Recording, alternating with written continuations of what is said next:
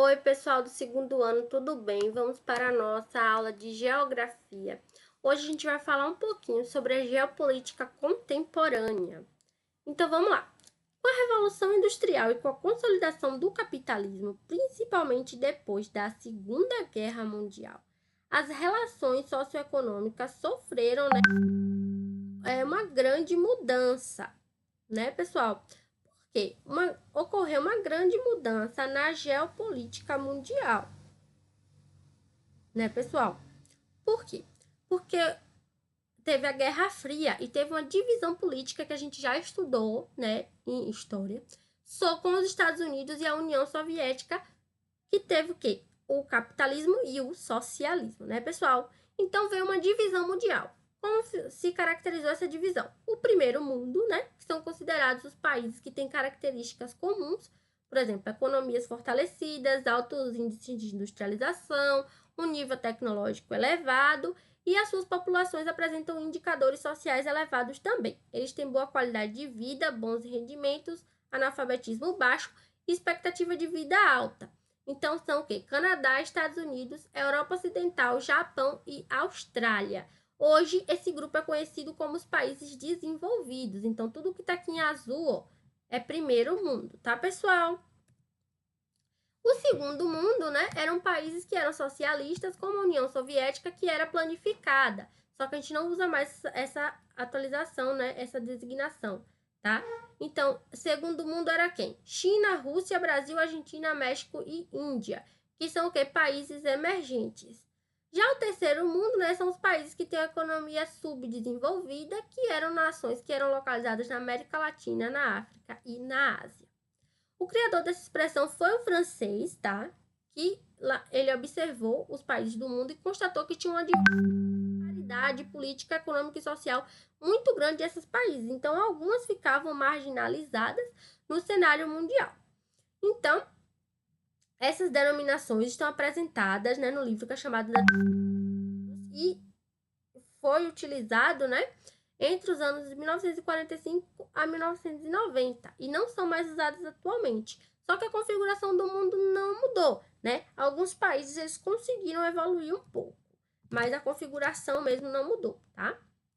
E os países desenvolvidos, eles iniciaram seu processo de industrialização ainda no século 18 e 19, né? E foi o quê? O enriquecimento e desenvolvimento das suas indústrias e explorando os países subdesenvolvidos, né?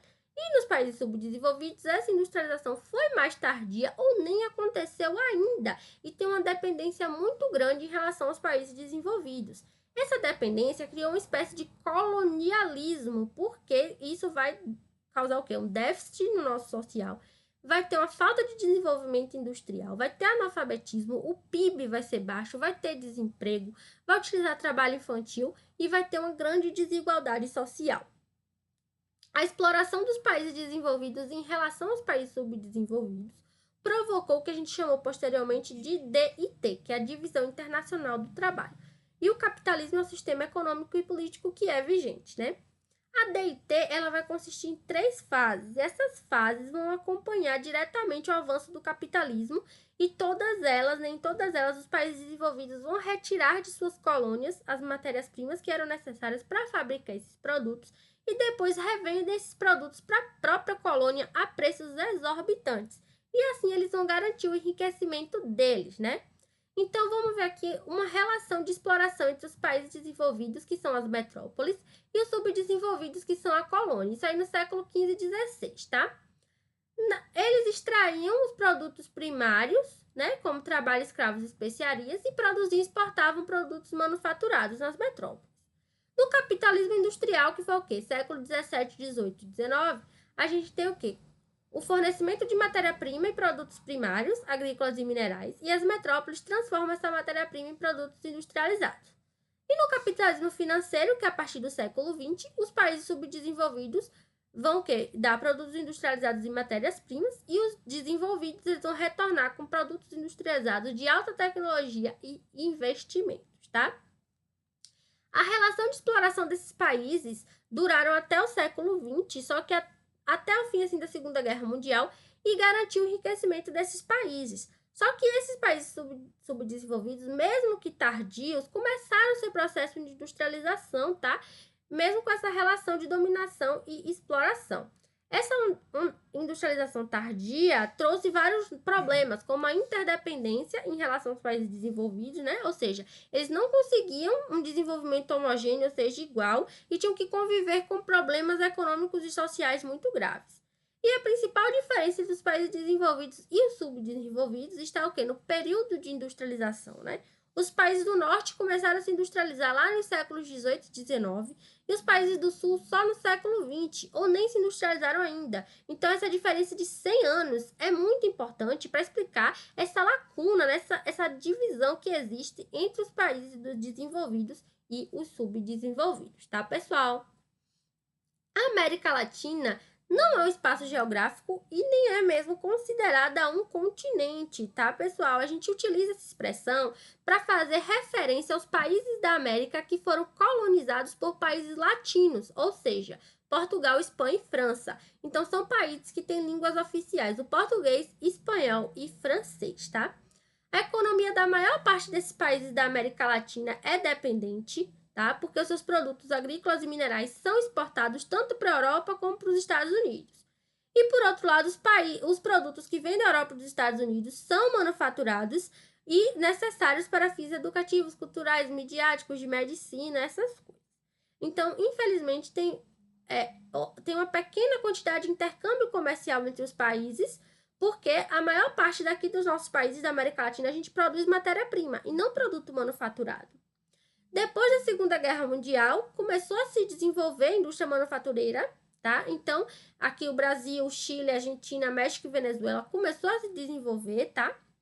A gente começou a ser mais urbanizado, tá? Desde a década de 70, a gente tem uma população urbana superior à população rural. Então, a gente tem índice de urbanização elevado, né, na grande parte dos países, só não na Bolívia, Paraguai e América Central. E aqui na América Latina, os países mais ricos são o Brasil, o México e a Argentina, tá, pessoal? Que são considerados países emergentes. E a soma da economia desses três países vão corresponder a 75% do PIB, que é o Produto Interno Bruto, da América Latina. Então, isso é muita coisa, tá, gente? 75% é mais da metade do PIB de todos os países juntos. E isso é só do México, Brasil e América Latina, tá, pessoal? Já a globalização é um conjunto de transformações que acontecem na esfera política e na econômica desde o final do século XX. Esse fenômeno da globalização criou pontos em comum, tá? Na economia, sociedade, cultura e política de muitos países, né? Deixando o mundo interligado, uma verdadeira aldeia global. Com a globalização, as fronteiras perderam valor, né, em consequência dos meios de comunicação, principalmente da internet, que é a rede mundial de computadores. E nunca na história da humanidade a gente conseguiu compartilhar tantas informações, ideias e produtos com tanta rapidez, tá? E ao mesmo tempo. E esses avanços colocaram o quê? Muitos desafios e muitas ameaças, só que ao mesmo tempo a gente consegue democratizar o progresso, tá? Só que o que acontece? A globalização não vai beneficiar todo mundo da mesma maneira. Uns vão ganhar muito, outros vão ganhar pouco e outros vão até perder, tá? Só que a gente tem o quê? Menos custo para produção e tem mais tecnologia, né? A mão de obra, que é menos qualificada, vai ser descartada, né? Ou seja, o sem computador de hoje é o sem terra do futuro. Vai ficar vagando aí à procura de auxílio com poucas chances de encontrar um bom emprego. Essa aí foi uma frase de Gilberto Dempsey. O problema, ele não é só individual, né? É um drama nacional dos países, principalmente aqueles mais pobres, né? Que tem a desvalorização das matérias-primas que exportam por conta desse atraso na tecnologia. A eliminação dos postos de trabalho também vai representar um lado bem perverso da globalização, porque você vai substituindo os seres humanos por máquinas, né? Então, esse problema já foi tratado, o desemprego também já foi tratado, e os chefes de Estado dos países mais ricos não disseram que não tem como fazer nada. Vai prosseguir com os programas para ajudar, né? Para ajustar esse rigor fiscal e ter um equilíbrio monetário, né? Só que eles não querem saber se a economia vai crescer ou não nos últimos 20 anos, às custas, né, desse trabalho aí da mão de obra humana ou das máquinas, né? O resultado mais dramático dessa crise é o crescimento do desemprego, né, que tem duas causas básicas. declínio da taxa de crescimento econômico aliado ao desenvolvimento tecnológico, né? Então, essa aí é relacionada com o quê? Com as relações de produção e as características desse sistema globalizado, tá? Esse problema não é só social, mas também econômico. Então, a gente tem que ter o quê? Lutar em defesa do emprego e a redução da jornada de trabalho, tá, pessoal? Essa discussão é interessante porque tem várias perspectivas, né? Cada um pensa de um jeito. Então, hoje, o que é que a gente precisa fazer? A gente precisa se qualificar, né? Ser qualificado. Porque não importa o quanto a máquina seja boa, mas ela não pensa, tá? Ela não consegue pensar, não consegue tomar decisões como o cérebro humano. Então, vamos nos qualificar que nós conseguiremos, tá, pessoal? Então, vamos ver, ó, a perspectiva da política contemporânea. A gente vai viver um período histórico, a gente vive um período histórico que é marcado pela intensificação das relações econômicas. Esse é chamado da mundialização da economia. E a gente também tem o quê? Uma tentativa de impor valores na nossa sociedade ocidental, que é a globalização, né? E tem várias resistências a esses movimentos, tá, pessoal? E esses processos estão todos articulados e todos são movimentados com muita rapidez. Então, tem muita rapidez das mudanças, os transportes, as comunicações, as conexões estão fluindo, né? Então, a gente tem que o quê? Tem que ficar atento a todas essas mudanças e tem que tentar acompanhar, né? A interdependência econômica e política, que vai se estabelecer num quadro como esse, né? Vai aumentar as relações globais e locais e vai mudar os papéis dos estados e a possibilidade de regionalizar e organizar o mundo, tá, pessoal?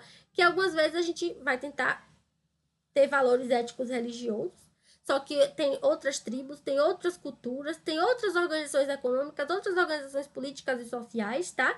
Então, a gente tem que respeitar, estar atento a todas essas mudanças e entender que cada país vai ser governado de uma maneira diferente e é formado por culturas diferentes, tá? O contexto internacional que vai tomar essas decisões basicamente é marcado por interesses econômicos de alguns grupos e algumas posições políticas. Outros que têm um maior poder bélico do que... Alguns países têm maior poder bélico do que outros, vai ter mais relações do que outros vão ser dependentes ou não, tá? Isso em diferentes escalas e diferentes culturas, o que pode gerar contradições e conflitos sociais, tá, pessoal? Espero que vocês tenham gostado da aula de hoje. Não esqueçam de responder aos exercícios no final do capítulo. Qualquer dúvida, podem entrar em contato. E pesquisem um pouco aí, gente, sobre os efeitos da globalização. É muito interessante. Espero que tenham gostado. Até a próxima aula.